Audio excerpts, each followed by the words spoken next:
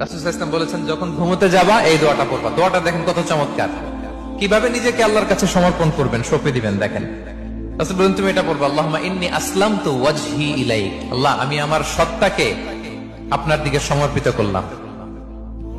ওয়া ফাওয়াদতু আমরি ইলাইক। আল্লাহ, আমি আমার সব কাজকে আপনার কাছে সুপর্দ করলাম।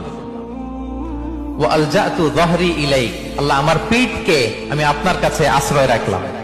সুবহানাল্লাহ পড়বেন না? আমরা যখন ঘুমাই আমাদের পিঠটা বিছানার মধ্যে লাগাই না? আল্লাহ, আমার সত্তাকে আপনার কাছে আমি সমর্পিত করলাম। আল্লাহ, আমার সব কাজকে আপনার কাছে আমি সঁপে দিলাম। আল্লাহ, আমার পিঠটাকে আপনার কাছে আমি আমানত রাখলাম। লা মালজা ওয়ালা মানজা মিনকা ইল্লা ইলাইক। আল্লাহ, আপনি ছাড়া আশ্রয় দেওয়ার কেউ নাই।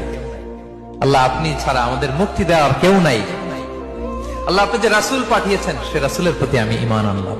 আল্লাহ, যে কিতাব আপনি আসমান থেকে পাঠিয়েছেন ওই কিতাবের উপর আমি ঈমান আনলাম। সুবহানাল্লাহ পড়েন।